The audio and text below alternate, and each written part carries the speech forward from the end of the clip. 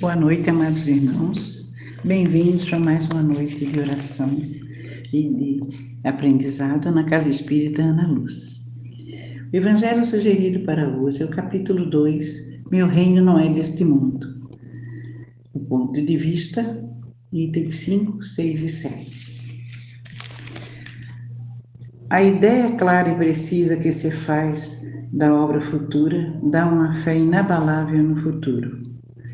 E essa fé tem enormes consequências sobre a moralização dos homens, uma vez que muda simplesmente o ponto de vista sob o qual encaram a vida terrena. Para aqueles que se colocam pelo pensamento na vida espiritual, que é infinita, a vida corporal não é mais do que uma passagem, uma curta permanência em um país ingrato. Os reveses e as amarguras da vida terrena não são mais do que incidentes que recebe com paciência, pois sabe que são de curta duração e devem ser seguidos por um estado mais feliz. A morte não tem mais nada de assustador, não é mais a porta do nada, mas a da libertação que abre para o exilado a entrada de uma morada da felicidade e de paz. Sabendo que está num lugar temporário e não definitivo, recebe as preocupações da vida com mais tolerância, resultando daí para ele uma calma de espírito que suaviza a amargura. Tenha certeza da vida futura. Sem a certeza da vida futura, o homem concentra todos os seus pensamentos na vida terrena.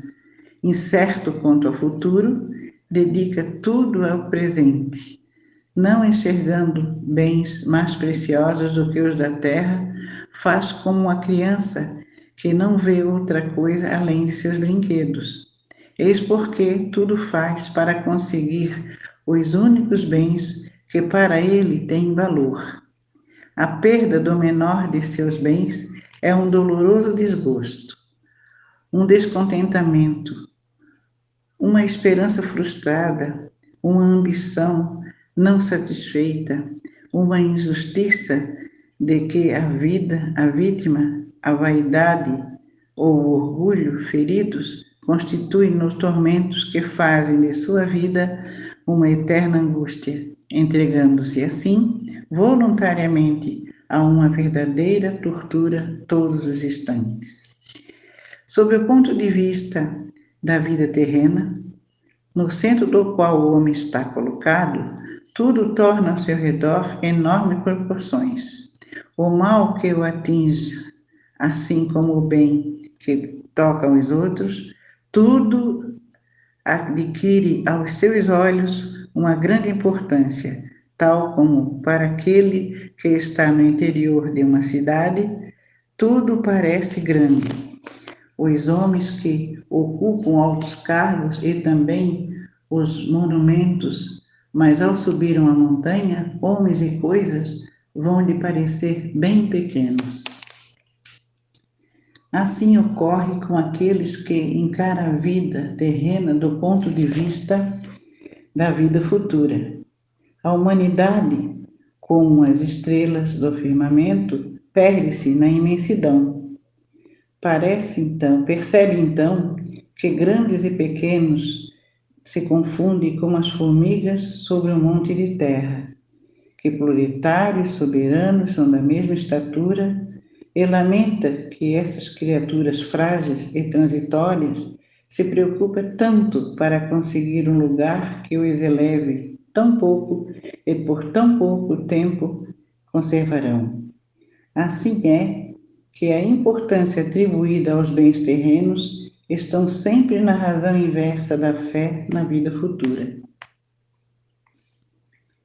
Se for desse modo, ninguém mais se ocupando das coisas da terra, tudo correrá perigo.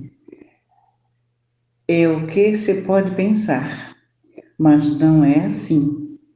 Instintivamente, o homem procura o seu bem-estar e, mesmo tendo a certeza de só ficar num lugar por pouco tempo, ele ainda quererá estar o melhor ou menos mal possível. Não há ninguém que achando um espinho debaixo de sua mão, não atire para não se picar. Portanto, à procura do bem-estar, o homem a melhorar todas as coisas, impulsionado que é pelo instinto do progresso e da conservação que está nas leis naturais, ele trabalha, portanto, por necessidade, por gosto e por dever. E com isso realiza os planos da providência que o colocou na terra com este objetivo.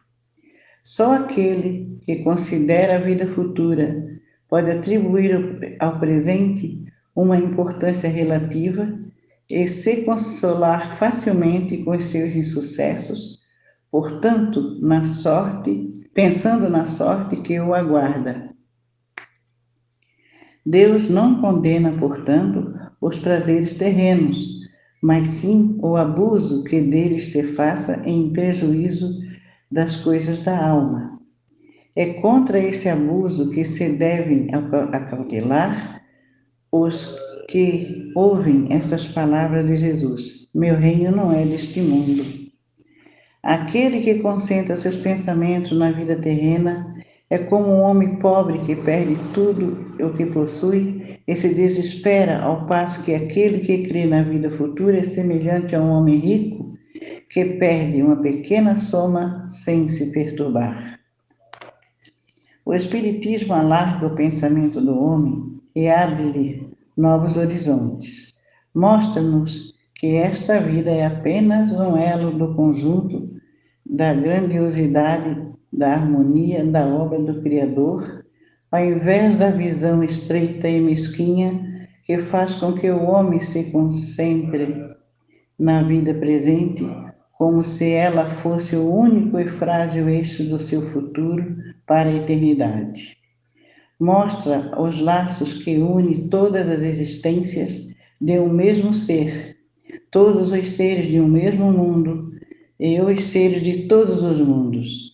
Dá, assim, uma base e uma razão de ser, a fraternidade universal, enquanto a doutrina da criação da alma, no momento do seu nascimento de cada corpo, torna todos os seres estranhos uns aos outros. Essa solidariedade das partes de um mesmo todo explica o que parecia ser inexplicável. Se apenas considerarmos um único ponto de vista, é esse conjunto de conhecimentos que os homens, no tempo do Cristo, não podiam entender. E por isso que reservou ao seu conhecimento para mais tarde. Que assim seja, amados irmãos. Este foi o nosso Evangelho sugerido para hoje, capítulo 2.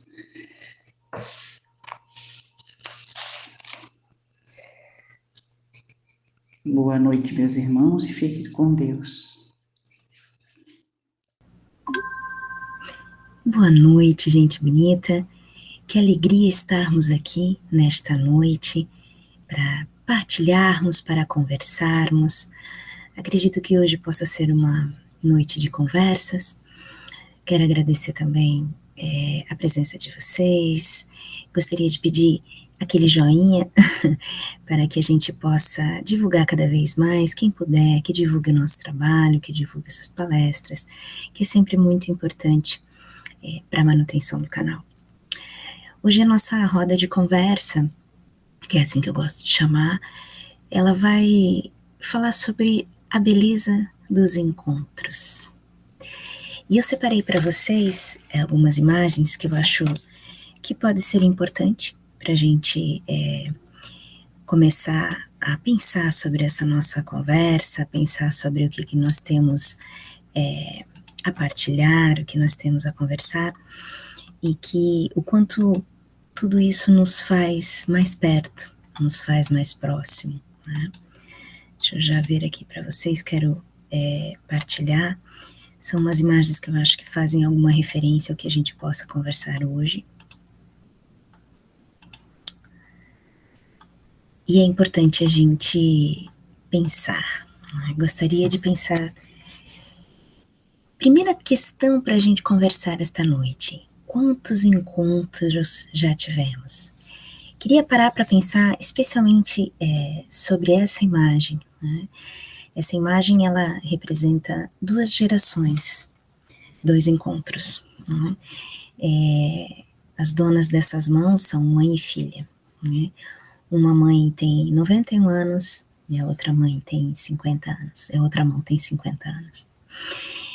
Então, gostaria de iniciar justamente para pensar que os nossos maiores e melhores encontros, eles estão na família.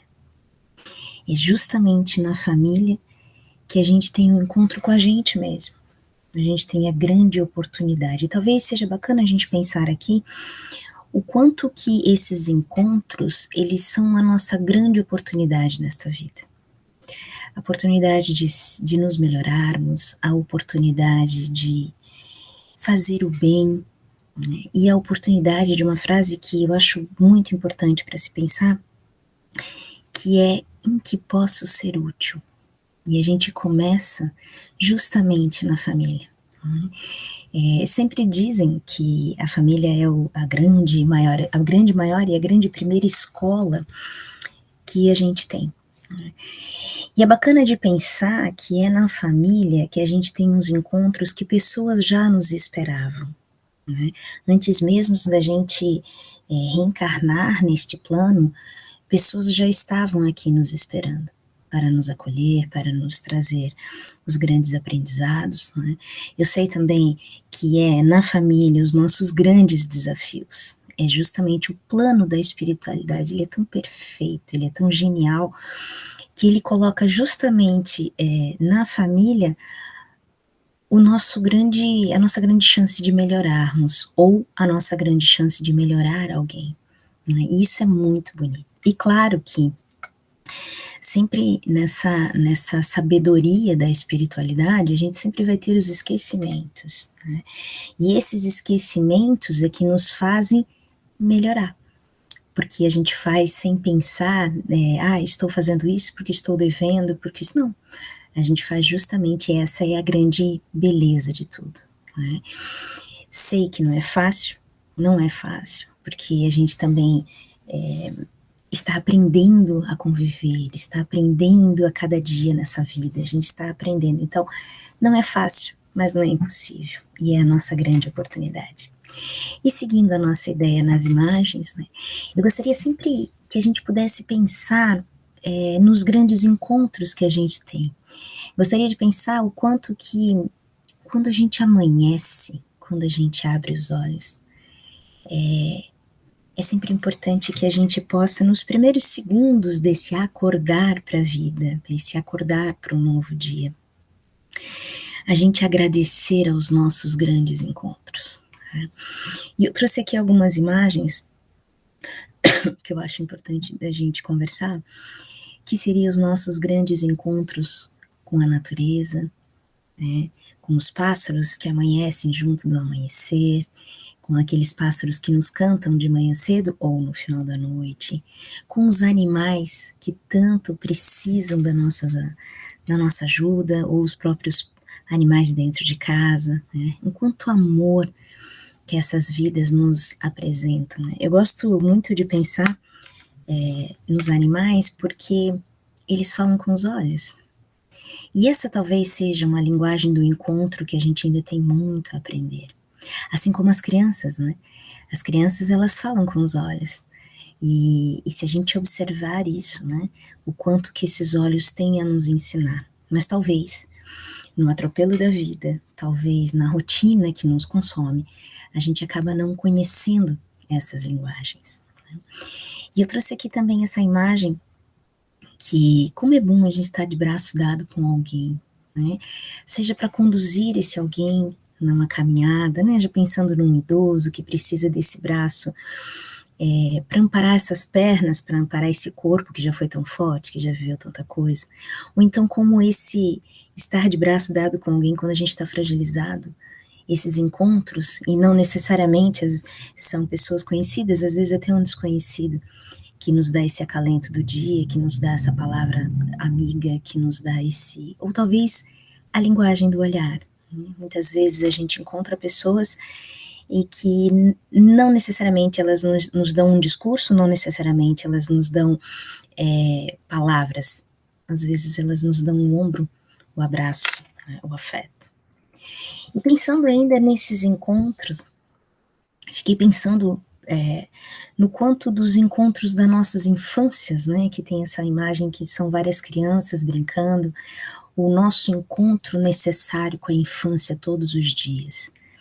Por que isso é importante? Porque é a criança que nos diz a beleza da inocência, a beleza de olhar para além das aparências, a beleza de acreditar. Então, o quanto que é importante também, pelo menos de vez em quando, que a gente possa se encontrar com essa criança que ainda mora dentro da gente, com essa criança que ainda precisa ser alimentada, precisa ser, o quanto que, eu sempre me pergunto se a minha criança, né, lá longe, ela teria orgulho do adulto que eu me tornei. E eu acho que isso é uma pergunta importante para a gente se fazer, né? A outra imagem que eu trouxe aqui, ela é relacionada especialmente às mãos que produzem, que trabalham a terra, mas também as mãos que, quantas vezes nesses encontros, a gente precisou de uma mão que nos desse de comer, de alimentar a alma, de alimentar o corpo, de alimentar as nossas esperanças, né? O quanto que isso nos faz pensar quantas mãos neste momento estão trabalhando, estão produzindo, né, em prol de outras pessoas. Mostra que é importante a gente pensar nisso. E essa imagem, essa outra imagem dessa mão, dessa criança numa mão de adulto, o quanto que somos os exemplos e somos os grandes condutores dessas crianças que estão aqui, que chegam até nós. Independente de estarmos falando de filhos, sobrinhos, primos, parentes, vizinhos, conhecidos, alunos, crianças, enfim, estamos falando do quanto que somos importante para esse ser que ainda está, que está se acostumando a essa vida, que está chegando agora, o quanto que somos importante para isso, o quanto que somos um exemplo, né? É importante pensar que essa criança, seja ela quem for, esteja ela onde estiver, é por ela que a gente precisa mostrar o caminho, mostrar pelo exemplo, mostrar pelo abraço, pelo afeto. Ouvir, tão importante, ouvir para ser ouvido. Ouvir um pouco, parar um pouco, lá em casa, quantas vezes a gente para assistir televisão, mas não para ouvir a pessoa que está do nosso lado, ou a criança que está do nosso lado, ou o idoso que está do nosso lado, ou nossa companheira, nosso companheiro, enfim. Essa intergeração que nos... E, de novo, é o encontro da oportunidade. É a grande oportunidade da gente indicar o caminho, né? E mostrar a beleza da vida, né? E essa outra imagem de mãos que moldam, né? A mão da argila, a mão que trabalha. E eu fico pensando nos tantos encontros, e aqui eu penso nos nossos grandes professores, nos nossos grandes mestres, nossas grandes professoras, e não necessariamente eu estou falando de escola, mas eu estou falando da nossa trajetória nessa vida, de quantos encontros que nos ensinaram coisas, que nos mostraram pelo exemplo, que nos motivaram a ser cada vez melhor. O quanto que essas mãos também nos encontram, nos fazem, nos produzem. Essa importância de olhar para trás. Eu gosto sempre de pensar na importância da gente sempre localizar as nossas origens, independente de quem de quem sejamos agora, do que tenhamos conquistado nessa vida agora, mas é importante sempre a gente pensar nas nossas origens, quem fomos, qual foi o chão que a gente pisou, quais foram as mãos que se sujaram de cerâmica, mas nos ensinaram coisas, né? E também sempre pensar nessa importância, nessa conexão com a vida passada, com essa vida que nos é dada agora, com o quanto a gente se prepara para a próxima, porque tudo é uma trajetória, tudo são encontros, desencontros, mãos que se abraçam, mãos que se soltam, que lá da frente se encontram de novo, porque tudo é muito rápido. Quando a gente pisca, a gente já tá velho. É incrível isso, mas é verdade. Quando a gente pisca, as nossas crianças cresceram, as nossas folhagens brotaram, as nossas vidas mudaram, né? O quanto que isso é importante, o quanto que o nosso corpo também envelhece. E aí eu passo para essa imagem do meio, dessas mãos entrelaçadas, que são mãos de meia idade, e eu fico pensando nas mãos que esperam. Quantos encontros e quantas mãos que nos esperam, que esperam que a gente fique melhor, que esperam que a gente reconheça os nossos erros, que esperam que a gente possa seguir os caminhos certos, porque temos também o livre-arbítrio, né? Temos o caminho e temos as escolhas. E eu fico pensando nessas mãos que pedem por nós, que desejam a nossa felicidade. E aqui eu estou falando de encarnados e desencarnados. E essa é a beleza disso, né? O quanto que essa conexão ela não finda.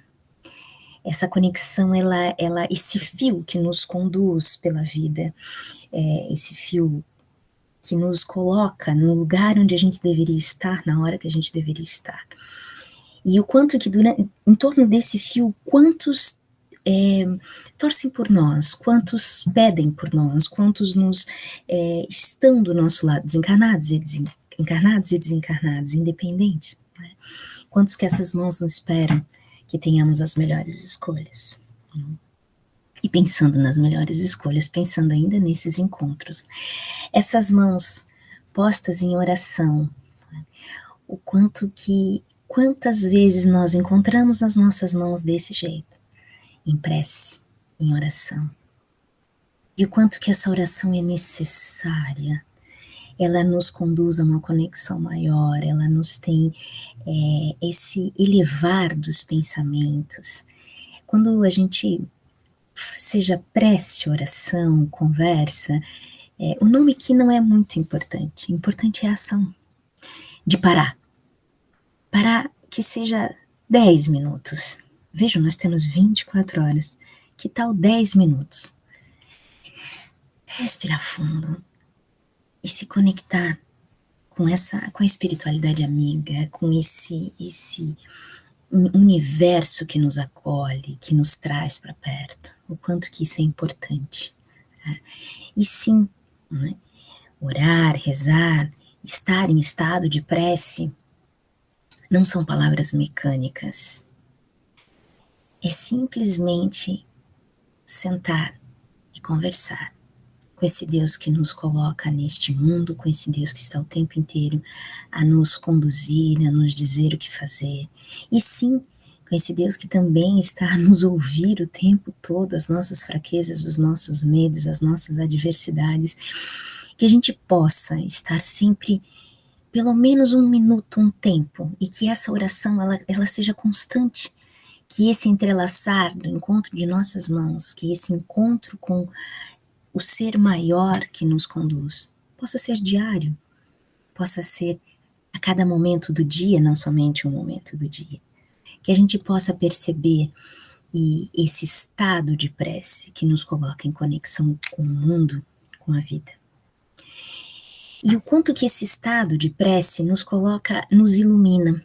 E daí eu pensei nessa imagem com a vela, com a chama, o quanto que a oração nos coloca em conexão com o fogo aqui no sentido, eu sempre admirei muito a força do fogo, a força de uma fogueira, a força de uma vela, esse calor que emana. É justamente isso, a oração, o encontro das mãos, o pedir por alguém. E aqui a gente está falando, na analogia do fogo, o quanto que isso pode chegar até alguém. Esse calor chega. E aqui a gente está falando também da fé, do nosso encontro com a fé, né? Eu sei que a fé, ela é algo que ela pode ser, eu não sei se ela consegue ser medida, talvez não, mas ela consegue, cada um tem um tamanho de fé, né? Cada um tem um modo de fé, vamos dizer assim. Mas há muito tempo eu escutei uma frase que me deixou muito admirada, que é: a fé é a certeza absoluta. Então, quando a gente passa a entender a fé como uma certeza absoluta, a certeza absoluta de que neste momento, agora, nesse exato momento, eu estou onde deveria estar, com a família que deveria ter, com o trabalho que deveria ter, com os meus vizinhos que deveria ter, com as minhas relações. Eu sempre penso que as nossas relações também de amigos, ela é como se fosse uma grande rede que nos acolhe, que nos sustenta. E essa rede é exatamente o jeito que deveria ser. Às vezes as pessoas passam pela gente, às vezes as pessoas ficam o tempo necessário, né? E o quanto que a fé tem muito a ver com isso. A fé é isso, é essa certeza de que tem um Deus infinito que me acolhe, que tem um plano da espiritualidade que nos conduz de uma forma brilhante. É como se fosse um grande quebra-cabeça de pedrinhas miúdas, né? E como a gente está muito né, no meio dessas pedrinhas miúdas, a gente não enxerga em todo, a gente não enxerga a imagem completa desse grande quebra-cabeça, porque as pecinhas se encaixam. Uma hora eu tô aqui e acontece tal coisa, para daqui 2, 3 anos eu entender isso e eu estar em outro lugar, e isso é o grande quebra-cabeça. E só quem vê é a grande espiritualidade, é Deus que está lá em cima, que consegue nos ver de uma forma completa, e a gente ainda está nas pecinhas. Então que esse fogo, que ele possa se estender nos nossos corações, né? E essa segunda imagem aqui, voltamos a uma mão idosa, e voltamos a uma mão que se apoia numa bengala, e eu fico pensando nos nossos grandes encontros, que também nos foram nossos suporte, as pessoas que passaram na nossa vida, que nos encontraram, que nos ouviram, que nos mostraram caminhos, que nos mostraram também coisas que a gente não via de nós mesmos, né, quanto nos melhoraram, sem a gente perceber. Né? É importante é quase como se fosse uma escola mesmo, né? A gente passa por um ano, aprende, daqui a pouco passa para o outro, daqui a pouco passa para o outro. Ah, não aprendeu? Então a gente fica naquele ano, até aprender. Esse é o grande mistério, mas nesse caminho, quantos que nos deram um grande suporte? Quantos que nos deram a grande força da vida? E na próxima imagem ali são feijões, né? E eu gosto muito de pensar na ideia do feijão, talvez seja coisa de professora, né? O quanto que antigamente a gente fazia, talvez ainda façam, aquela experiência do feijão brotando, né, no algodãozinho. O quanto que eu trouxe essa imagem justamente para a gente pensar o quanto que a gente pode brotar todos os dias, o quanto que a gente pode nos perdoar as nossas atitudes, perdoar o que fizemos, perdoar e recomeçar. O quanto que esse brotar da vida, ele também passa pela fé, ele passa pela oração, mas ele passa pelo perdão, né? Eu gosto muito de pensar Chico Xavier tinha, nosso grande médium, né, e exemplo de vida, ele sempre falava dessa relação do perdão, de não se sentir ofendido. Então, o perdão, eu não me sinto ofendido, de não se sentir ofendido, nesse sentido, assim, não é que o perdão não seja necessário, mas o quanto que se a gente entender a conexão, se a gente entender que somos irmãos e irmãs, vivemos uma irmandade, vivemos uma experiência transitória desse corpo em processo de evolução. E se a gente entender que talvez o nosso irmãozinho, a nossa irmãzinha não esteja tão nesse parâmetro de entendimento da vida, a gente vai perdoar, porque ele ainda não está. E no perdão, a gente perdoa esse momento agora, e a gente perdoa esse momento do passado. E a gente revive, a gente brota novamente. Eu acho que isso é muito, É muito forte para a gente pensar. É fácil? Não, não é fácil, porque exige da gente parar, pensar, rezar, pedir, entender que estamos onde devemos estar. E eu acho que isso é extremamente importante para essa continuidade da vida. O quanto que o perdão nos faz brotar de uma forma diferente. E eu estou falando por uma experiência própria. O perdão nos deixa mais leve, extremamente mais leve. O perdão nos ilumina de uma forma, e aqui a gente está falando de um perdão de coisas passadas, passadas nesta vida, passadas em outra vida, um perdão de si e um perdão para o mundo, o quanto que ele nos deixa mais leves. E pensando nessa ideia da leveza, essa outra imagem em que são duas mãos, né, o quanto que é importante a gente pensar nas nossas relações, E aqui eu estou falando de relações num contexto muito maior, não só essas relações, claro, a gente começa falando das relações da família, mas é importante, a ideia é a gente ver que quanto essa relação da família vai estendendo braços e outras mãos para outras relações. As relações que a gente tem com a vida, as relações que a gente tem com a gente mesmo. O quanto que me amar é importante nesse processo. O quanto que decidir viver é importante nesse processo. O quanto que decidir lutar com todas as minhas forças para o bem de alguém, que também é uma escolha. Isso também é importante, isso nos fortalece nas nossas relações. A gente vê muitas coisas, a mídia nos traz muita violência, as relações, parece que elas estão se diluindo nisso tudo, mas o quanto é importante a gente acreditar nas relações. E por quê?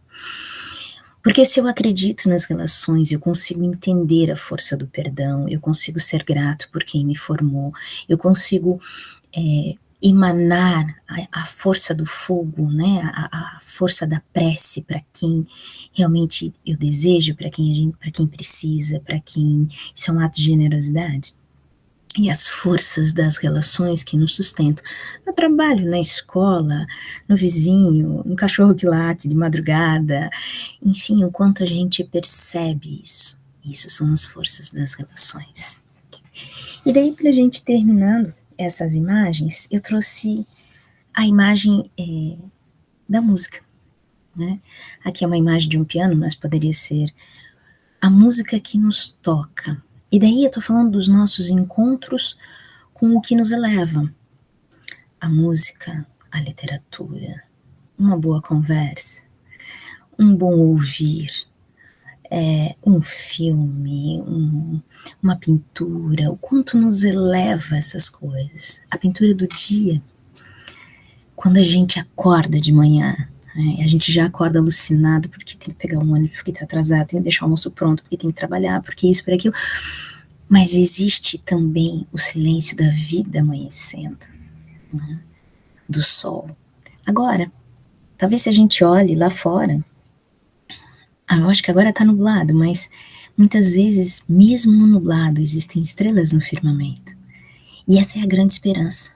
Esse é o grande viver, a grande esperança. Sim, está nublado, mas tem por trás estrelas que nos esperam para o próximo dia. Sim, está escuro essa noite, mas o sol daqui a pouco já vem.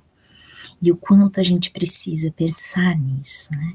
Eu gosto de pensar na música, gosto muito da ideia da canção, por conta das letras, por quanto que nos movem para outras experiências, mas eu gosto também do silêncio, um silêncio que nos ouve, porque é no silêncio que a gente percebe quem a gente é e quais são as nossas escolhas. Isso é fundamental de pensar.